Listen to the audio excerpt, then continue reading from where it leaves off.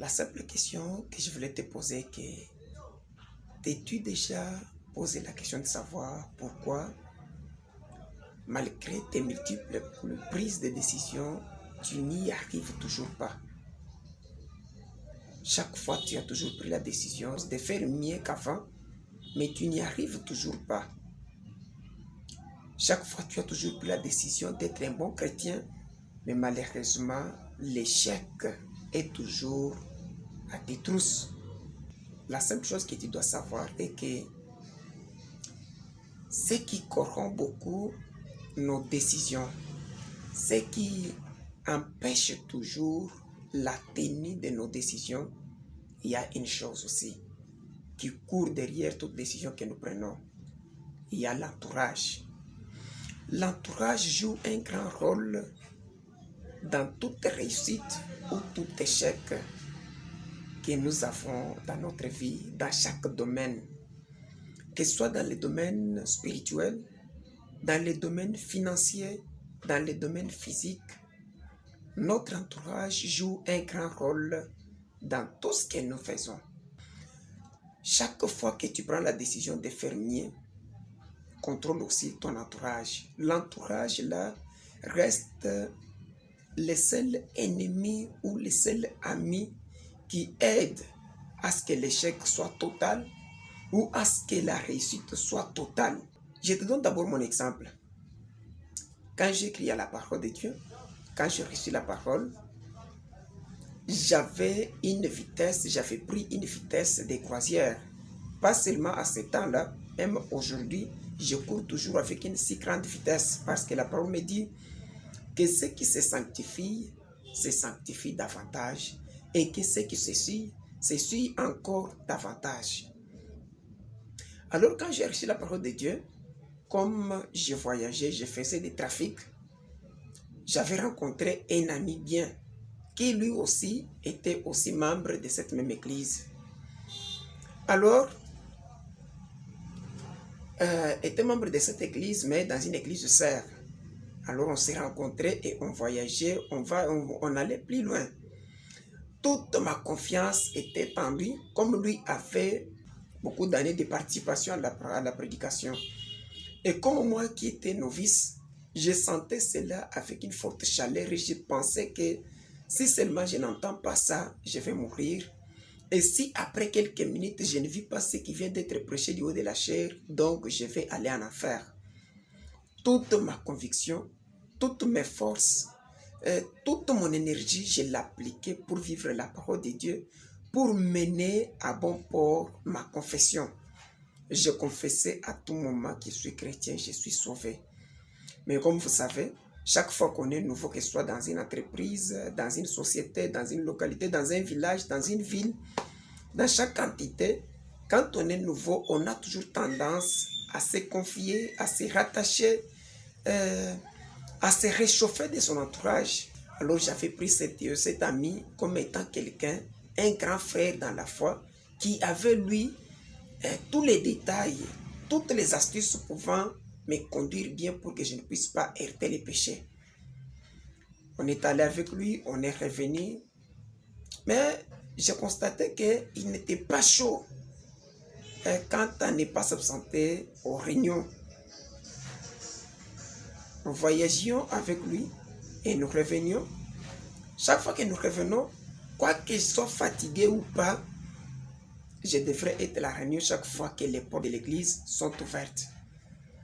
Mais lui, par moments, s'absentait prétextant la fatigue, prétextant la saleté, prétextant les manques d'habits.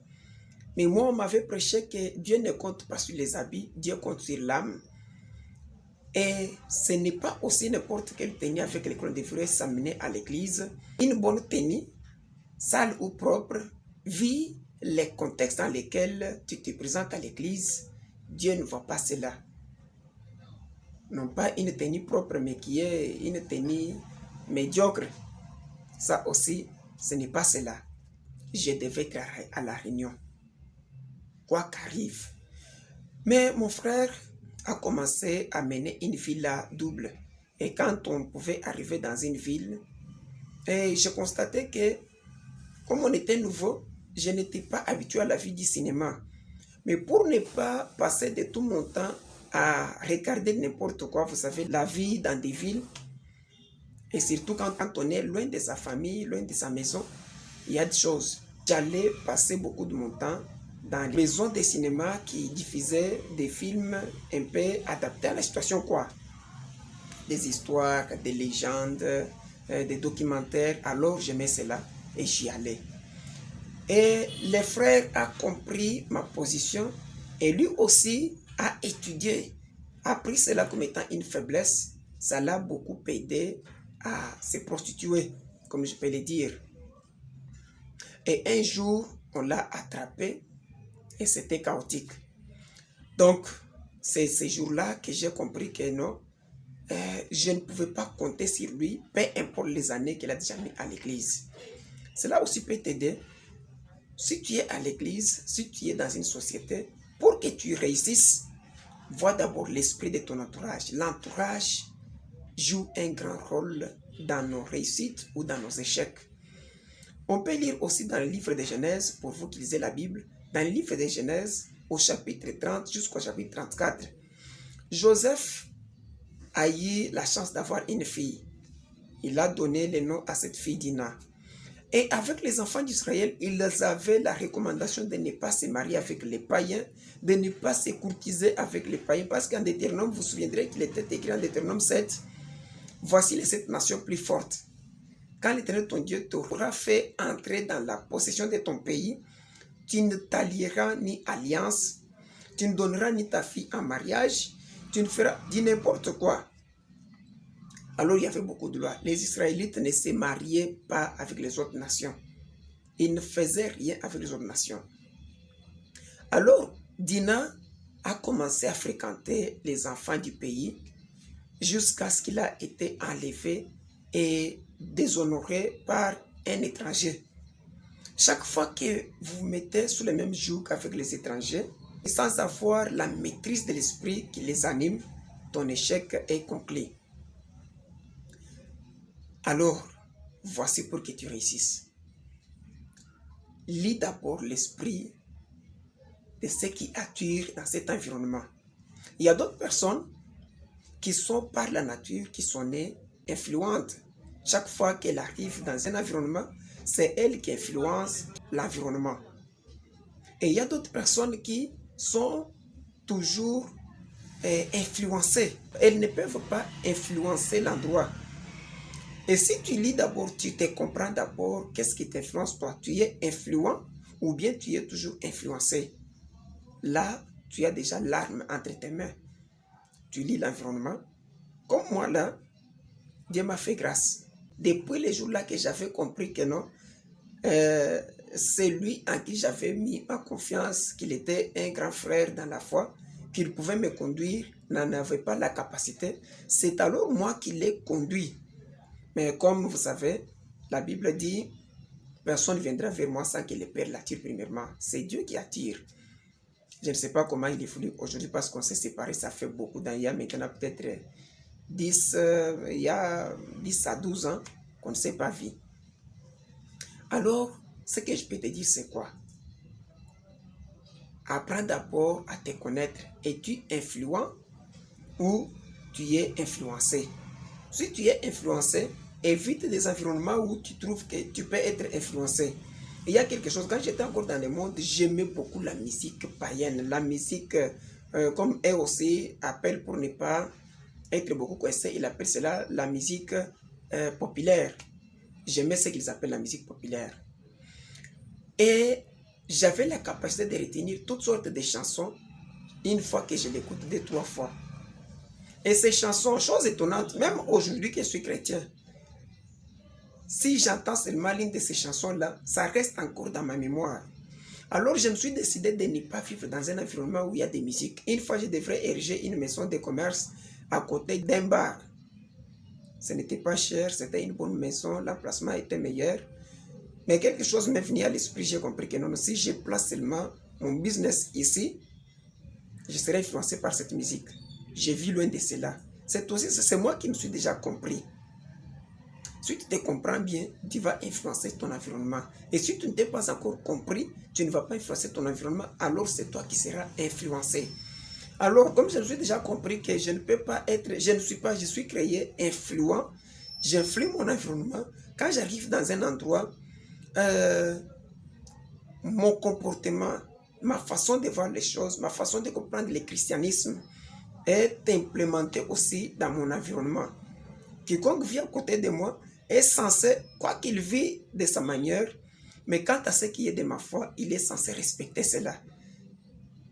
Quand tu arrives chez moi, que tu sois papa, que tu sois maman, que tu sois âgé de combien d'années, je ne sais pas, même si tu as une barbe qui mesure 1 mètre, quand tu arrives chez moi, toutes les conditions de chez moi doivent être respectées scrupuleusement.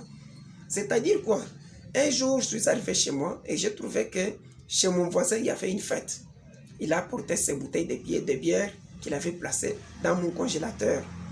Et en y allant pour prendre quelque chose, j'ai trouvé qu'il y avait une bouteille de bière. Je suis sorti à l'extérieur, j'ai appelé mon voisin, je lui ai dit, je pouvais écraser ces bouteilles. Comme tu ne connais pas ma foi, que celle-ci soit la première et la dernière des fois que tu viens placer, que tu entres dans ma maison avec la bière. Il me répondrait que non, comme il y avait des enfants, je ne savais pas ce que c'est, pardonnez-moi. Il a pris ses histoires. Et quand il a pris cela, la prochaine fois, même s'il a fait la fête et que son congélateur ne contenait pas ses bières, il ne pouvait même pas rêver venir chez moi pour me demander un tel service. Donc, tu dois parler de ce que tu crois, de ce que tu es, de ce que tu veux à ton entourage, que tes enfants en sachent, que ta femme en sache, que tes frères en sachent. Alors là, tu auras la paix. Et si tu veux vivre sous la cachette, tu veux vivre sous couvert de quelque chose, ton échec est scellé et tu n'iras nulle part. Bref, les échecs que nous avons dans la vie spirituelle, dans la vie chrétienne, dans la vie financière, dans la vie matérielle, cela provient du manque d'une bonne étude de notre environnement. Ne te fais pas entourer par des hommes que tu ne peux pas gérer parce qu'ils sont tes frères.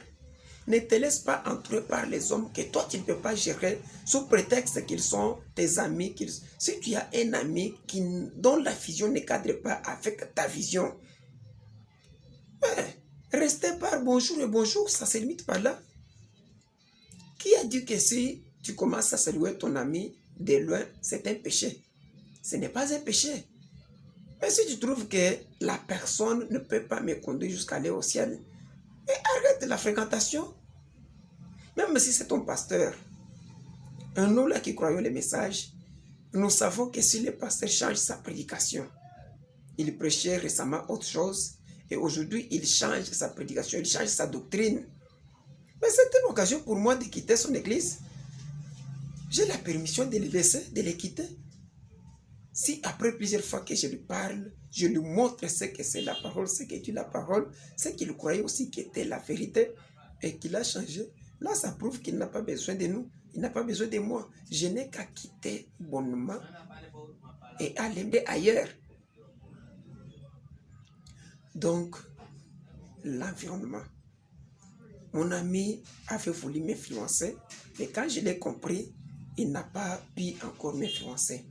Mon environnement doit être influencé par moi. Quand j'arrive chez toi et que tu me dis chez moi, pour y entrer, il ne faut que tu ôtes les souliers. Alors que moi, je comprends qu'ôter les souliers, ça devrait être quelque chose comme étant une adoration à une divinité quelconque qui n'est pas mon Dieu. Soit j'arrête de ne plus venir chez toi, ou soit je m'incline et je trouve que cela, c'est correct. Mais si tel n'est pas le cas, la relation doit être rompue.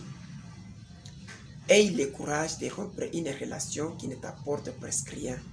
Aie le courage de dire non quand ça ne va pas.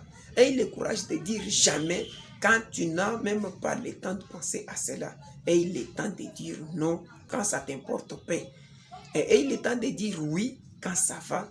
Dire oui quand tu trouves que c'est correct.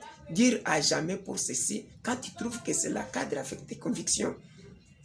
Si tu veux aller loin, change ton environnement, et influence ton environnement, et un environnement qui te pousse, qui te booste à aller plus loin. Dans la vie chrétienne, quand tu as donné ta vie à Christ, tu as choisi de suivre Christ dans tous les petits, dans tous les moindres détails. Et ce qui empêche aujourd'hui beaucoup de ne pas aller loin, c'est parce qu'ils donnent leur cœur à autre chose et ils donnent leur corps à autre chose. Si tu es maintenant partagé, souviens-toi de l'histoire de Samson. Samson avait l'interdiction formelle de ne pas se marier avec les étrangères. Mais Samson n'a pas écouté cela.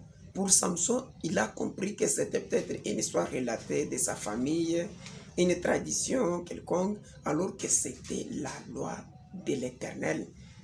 Mais quand Samson n'a pas écouté cela, mais malheureusement, ça ne lui a pas apporté grand-chose. C'était sa ruine qui était scellée. Vous comprenez? C'est comme cela, mes amis. Donc, ne faites pas l'erreur de te laisser influencer par quelque chose dont tu ne comprends pas les tenants et les aboutissants. La vie sur cette terre, chacun de nous est créé différemment de l'autre. Tous nous sommes nombreux, mais chacun est identique. Chacun est individuel. Chacun est seul sur la terre. Tu ne seras jamais remplacé par quelqu'un d'autre. Peu importe le travail sera le même. Peu importe le poste sera le même. La tâche sera la même. Mais ce qui est vrai que tu seras toujours unique et identique. Même si tu remplaces quelqu'un d'autre. Je peux te donner l'exemple du journalisme. Quand tu as un journaliste qui quitte une chaîne de télévision, une chaîne de radio, par décès ou par démission ou par licenciement, l'autre qui va les remplacer, il ne saura pas convaincre l'écoute de la même façon. Même s'il essaye d'évaluer cela, ça sera toujours quelque chose de différent avec l'autre qui passait faire la même émission. Donc, l'environnement joue un grand rôle dans la réussite ou dans l'échec. Si tu es bien entouré, ta réussite est scellée. Si tu es mal entouré, ton échec est bien scellé. Vérifie toujours ton environnement. Ne te laisse pas influencer par un environnement qui ne t'apporte rien. Vérifie toujours ton environnement. Ton environnement là a l'influence. Beaucoup de chrétiens aujourd'hui ne savent pas vivre la vie chrétienne. C'est parce qu'ils se sont fait d'amitié avec les gens qui ont déjà beaucoup d'années à la parole. Des gens qui n'ont pas reçu le Saint-Esprit, mais qui sont habitués à la parole, à la vie de l'Église. Pour eux, c'est aller à l'Église, s'asseoir, entendre un prédicateur, et après, ils s'en vont. Mais si tu es déterminé à réussir, ne t'attache pas à quelqu'un qui te dit, tu sais combien d'années nous avons fait, tu sais combien de choses nous avons fait, tu sais ceci, tu sais cela, mais l'expérience, zéro. Les paroles et l'expérience doivent marcher ensemble. Que Dieu bénisse.